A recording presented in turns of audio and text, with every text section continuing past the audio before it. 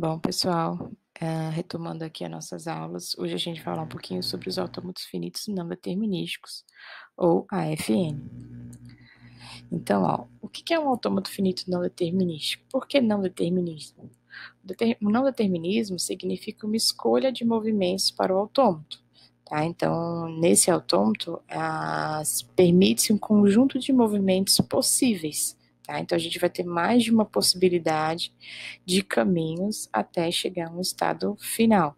Tá? Então, formalmente, a gente define a função de transição tal que a imagem vai ser um conjunto de estados possíveis.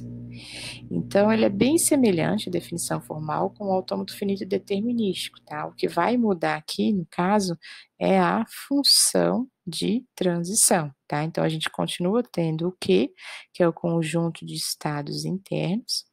A gente também continua com o sigma, que é o conjunto finito de símbolos, que a gente chama de alfabeto de entrada. O que vai mudar um pouquinho aqui, ó, é a função de transição. Lá no autômato finito determinístico, a gente tinha Q, a gente tinha sigma, tá, como domínio, e o contradomínio era somente o Q, ou seja, eu lia um estado e um símbolo e me retornava qual estado ia chegar a partir da leitura daquele símbolo, dado aquele estado que você estava partindo. Aqui essa função de transição continua sendo total, só que agora a gente incluiu o lambda, ou seja, eu posso ter uma transição que não consome símbolo de entrada, a gente vai chamar isso de lambda transição, tá? Então eu saio de um estado, leio um símbolo ou posso ler nenhum símbolo, e aí eu vou chegar a um conjunto de estados possíveis. E esse conjunto de estados possíveis é o conjunto das partes de Q, tá? O Q0 continua sendo o estado inicial e o F continua sendo o conjunto de estados finais, que são os estados de aceitação, tá? Então, o que mudou bastante aqui foi o delta. O restante continua a mesma bem parecido, né? É a mesma coisa que um autômato finito determinístico.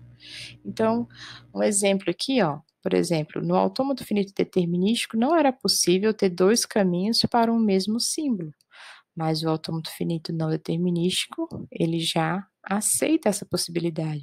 Então, ó, se eu estou em Q0, eu tenho duas opções se eu estiver lendo um símbolo A. Eu posso ir por esse caminho, que vai me dar o estado final Q3, ou eu posso ir por o caminho aqui de baixo, inferior, né, que vai me dar um estado final Q5. Ambas as possibilidades são aceitáveis, porque ambos são estados finais. Tá? Então, é uma diferença básica aí entre o AFN e o AFD. O AFD eu tinha que ter apenas um caminho para o mesmo símbolo. O AFN permite um conjunto de caminhos. Então, as principais diferenças entre o AFN e o AFD, tá? Então, a primeira delas, a gente já falou que é a imagem, ou seja, a, a função de transição, tá? A imagem é o conjunto das partes de Q, esse 2 elevado a Q aqui. É a potência, né, digamos que alguns de vocês devem conhecer por esse termo. Então, o ΔQA não determina um único elemento de Q, mas um subconjunto dele. E esse subconjunto vai definir o conjunto de todos os estáveis, de todos os estados possíveis que podem ser alcançados por essa transição aqui, ΔQA.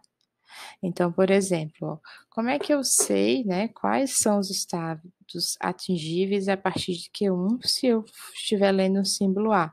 Então, eu olho para o autômato e vejo todas as possibilidades. Bom, se eu tiver em Q1 e vier um símbolo A, se eu estou lendo esse símbolo, ele pode me levar ao estado Q2 e pode me levar ao estado Q0.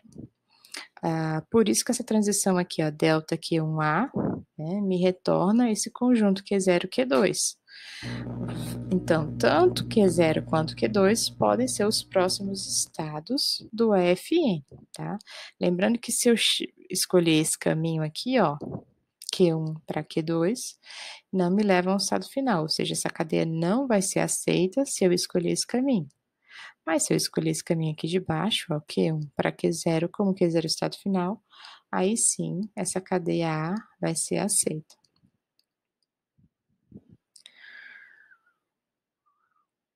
Outra diferença é que o lambda pode ser o segundo argumento de delta, então eu posso ter um movimento vazio, por isso que a gente chama de lambda transição, tá? Então, uma vez que o mecanismo de entrada pode somente se deslocar da esquerda para a direita, nesse caso é possível, a gente aplicando as lambdas transições, que ele fique estacionado sobre algum estado, alguns movimentos, isso não é um problema, tá? Uma cadeia ela vai ser aceita por um FN se existe alguma possibilidade, ou seja, se existe alguma possível sequência de movimentos que leva a máquina para o estado final. Tá? Então, por exemplo, aqui nesse autômato, se eu for o caminho 1, não me leva para o estado final, nem pelo 2, eu posso ter N caminhos, mas eu chego aqui no caminho N, tá? E consigo chegar nesse estado aqui, saiu aqui, QN. Então, eu digo que esse caminho, N, me leva a um estado final. Então, esse caminho vai aceitar a cadeia em questão. Um exemplo aqui, ó, nesse AFN, algumas transições não são especificadas. Por exemplo, o Q0, se eu estiver lendo um 0, ele pode ficar aqui em Q0 ou ir para o estado Q1. Quando eu chego em Q1, se eu tiver essa transição aqui, Q1, 0, ela não está especificada, né? Então, eu posso dizer que delta Q1, 0 é vazio, ou seja, não me leva para estado algum. Eu só sei o que acontece se vier um Q1, 1. Se eu tiver Q1 e vier um símbolo 1, eu vou para o Q2. Mas se vier um símbolo 0, eu não sei o que acontece. Tá? Então, vamos olhar aqui, analisando essas cadeias aqui, quais delas serão aceitas por esse autômato? Bom, na letra A, eu tenho 3 zeros, né? Eu posso escolher esse caminho e ficar aqui, ó, em Q0, só que isso não vai me levar para lugar nenhum. Mas eu posso ler o 0 aqui, ficar aqui em Q0, o segundo 0 ficar em Q0, e o terceiro 0, eu posso optar por esse caminho, que me leva a Q1. A partir daí eu tenho 1, que me leva a Q2, o 0 me leva de volta para Q1, 1 me leva a Q2, e o 0 eu consigo retornar a Q1. Nesse caso, eu cheguei no estado final, ou seja, essa cadeia da letra A, ela vai ser aceita. Na letra B, ó, eu tenho um 0 e em sequência eu tenho 1. Só que aqui essa transição não existe. Então, de cara, eu posso dizer que essa cadeia não é aceita nesse autômato, porque não existe uma transição de Q0 que consiga ler esse símbolo. E a letra C, 0, 0, eu tenho duas opções. Eu posso ficar em Q0, 0, 0, aí nessa caso, essa cadeia não vai ser aceita, mas eu tenho a opção de estar em Q0 ler primeiro o 0, e de Q0 eu vou para Q1 e chego no estado final. Então, a gente diz que como existe um caminho que me leva ao estado final, a cadeia da letra C, 0, 0, ela vai ser aceita. Um exemplo aqui com lambda, ó, nessa figura a gente tem um FN com lambda transição, né? Que tipo de cadeia esse autômato reconhece? Bom, ele vai reconhecer cadeias que tenham um número m de zeros, um número n de uns e um número p de 2. O m, n, p podem ser maior ou igual a zero, tá? Então, por exemplo, a cadeia 11222, ela vai ser aceita? Sim. Aqui eu posso consumir uma lambda transição, tá? Aí eu leio primeiro 1, leio o segundo 1, consumo mais uma lambda transição e leio os 3 e 2 e chega ao estado final, que é 2, tá? Então, assim, antes de consumir o primeiro 1, ó, o autômato ele faz essa lambda transição, ou seja, ele pula do estado Q0 para o estado Q1 para poder aceitar, para poder continuar lendo o restante da cadeia, tá? A gente não precisa representar esse lambda aqui, a gente pode simplesmente assumir que essa cadeia é assim, tá? Apesar de ter o lambda aqui.